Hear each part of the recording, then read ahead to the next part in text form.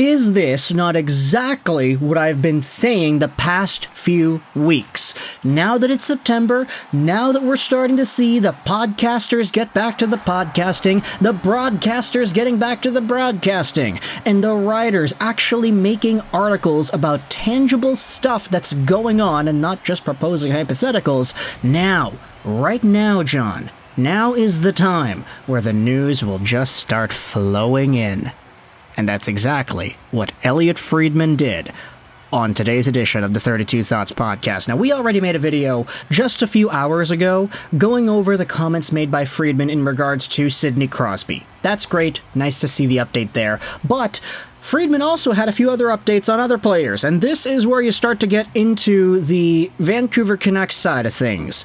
Now, I will say, the big piece of news that preceded this Elliotte Friedman comment had taken place a few days prior. The Vancouver Canucks made some changes to their goaltending staff. Ian Clark, who was the primary goaltending coach for the past few years, stepped down into a more scouting type of role, and Marco Torenius, a former KHL SKA St. Petersburg guy and somebody with other various experiences throughout the hockey world, he stepped in as the main Vancouver Canucks goaltending coach. So that was like 2 weeks ago. New roles for these two guys in the Vancouver Canucks organization, and a lot of people were kind of questioning, okay, why is Ian Clark not the main guy anymore?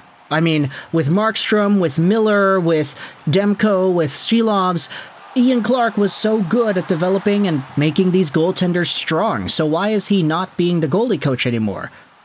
And maybe this Elliotte Friedman comment will go out there and illustrate why exactly that is. Let's go over on an article on CanucksArmy.com from earlier today published by Mike Gold, because what Gold does is he pretty much transcribes the quotes made by Friedman. It allows us to screenshot and put it on the screen. It's a lot better than me just kind of repeating to you what's going on. Elliotte Friedman says that the Vancouver Canucks may have rushed Thatcher Demko back into action prior to the Stanley Cup Playoffs. Oh boy, that is a hot take. This article by Gold goes out there and pretty much revisits the stuff that we've been talking about with Thatcher Demko. He was an all-star, he was a Vezina Trophy finalist, he was really good, but then he wasn't able to play towards the end of the regular season. He has sustained a knee injury in early March. Demko ultimately returned to starting duties on April 16th, just 5 days before the Vancouver Canucks' first playoff game of the year. But as Sportsnet's Elliotte Friedman indicated on Friday's edition of 32 Thoughts the podcast, the Canucks put pressure on Demko to return to action and prove himself before the playoffs began, which in turn may have led to him re-injuring himself. Oh man. Oh boy. That's great, right? Absolutely great. Friedman says here there's been a lot of rumors about what procedures Demko may or may not have had. There's a lot of mystery there, because nobody will talk about it. This is what I believe. I believe that the Vancouver Canucks told Demko last year before the playoffs, we need to know that we can count on you in the postseason. We don't want uncertainty, and you have to play 2 games before the playoffs before we commit to you to start the postseason. I think that's a very reasonable position to take. However, what it did was it forced Demko to rush to get back. I'm not even convinced that he was 100% healthy. You could understand the Canucks' position while also understanding what it made Demko do, and so Demko comes back, he wins 1 game, and then he gets hurt.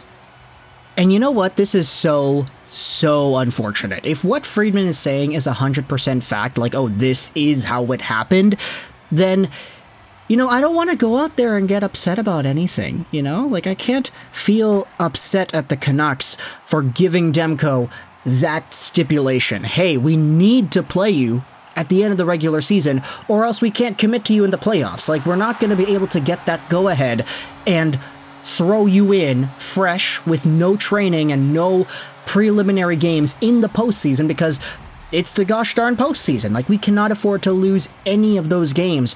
So Demko, if you want to play, we have to see you at the end of the regular season. I do agree with Friedman here saying that that's a very reasonable thing to say, and I don't really blame Thatcher Demko for forcing himself to get back into the crease, especially if he wasn't 100% healthy, because he wants to be the guy. He wants to play. Now, sure, I think there's some onus on the player himself to admit whether or not he's capable of playing to his full capacity or not. And maybe Demko feels, or he felt at the time, that he could have done that. You know, you don't have to be 100% healthy to be able to give 100% of your maximum capacity output, right? Like, sometimes if you're feeling a little bit of a pain here and there, you can still play. You can still do your thing. It's not necessarily one and the same, oh, you cannot play until you were 100% fully pain-free. And so for everybody involved here, I don't really blame Demko for rushing himself to get back. He wanted to be the main guy. I don't blame the Vancouver Canucks for giving those stipulations out to Demko. They want to get certainty. At the same time, though, I will say it's a lot easier for us in 2024 September month to be like, yeah, no, they should have just sat him out. But you know why we're able to say that? Because there's hindsight involved. We recognize that the Vancouver Canucks had a really good run out of Artur Silovs, and Casey DeSmith wasn't bad either. Because Canucks fans know now, with the benefit of hindsight, that Silovs and DeSmith were fine as a pairing, now it's easy to say, oh, they should have sat Demko. But, like, think about it back in April. If we had learned from Elliotte Friedman, hey, Demko's not 100%, but he's still playing, like, do you think the Canucks fans would have been rational enough to say, oh, no, sit him out, we'll just go with DeSmith. Oh, no, DeSmith is out, let's just go with Silovs. Like, nobody would have thought that.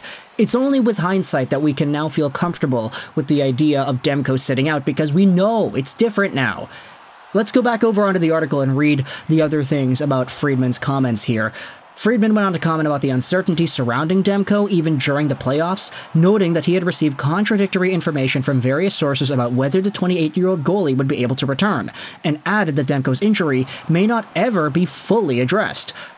I believe the best intel was, nobody knew. And right now, we are still in the same place. The best piece of information I've been given is that, quite simply, he's gonna have to learn to play with this. Like, it's not something that can be fixed with surgery, but it's something he'll have to learn to play through, and he can play through to a high level.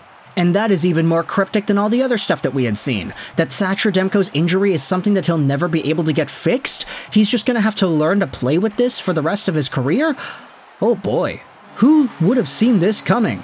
We heard earlier that this was like a freak injury that apparently happened to Demko. Like, if you play for 50 years, you're not even going to be able to get this once. And the fact that Demko did apparently get this was just a matter of sheer gosh darn luck. But at the same time, this linked to the news that we had talked about at the beginning of the video, because there have been some people speculating that maybe the way Ian Clark develops his goaltenders, while it is successful, maybe that training style or training regimen is in part responsible for the Thatcher Demko injury. Who really knows? I'm not going out there and saying that 100%. I'm just saying that that idea has been floated around there on different parts of social media, and you know, when you hear about Demko's injury being a total freak accident, something that nobody could have had any control over, you start to wonder what led up to that and what actually caused that. Of course, we're not getting any information as fans. The media is not really telling us anything. So for Elliotte Friedman to pretty much say here that maybe part of the reason Demko's injury was even pushed further was because they rushed him back, because he wanted to play in the regular season to end off the year before getting any sort of a go-ahead in the playoffs, maybe that played a bigger part than we realized in this entire Thatcher Demko injury conversation. So I want you to let me know your thoughts in the comment section below about this Elliotte Friedman update on Demko.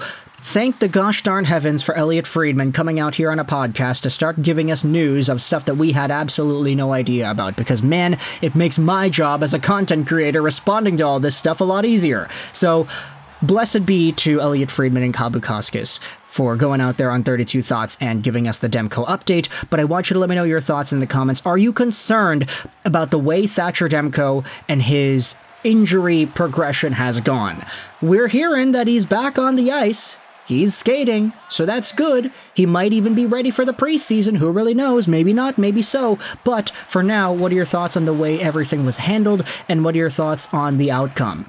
Of course, it's different now because we know that Silovs and DeSmith were all right, so you got the benefit of hindsight here in September, but back in April, back in June, back in May, we didn't have the same sort of confirmation, so how's that going to change the way you view this entire situation? Let me know your thoughts in the comment section below. I hope you enjoyed this video. and bye.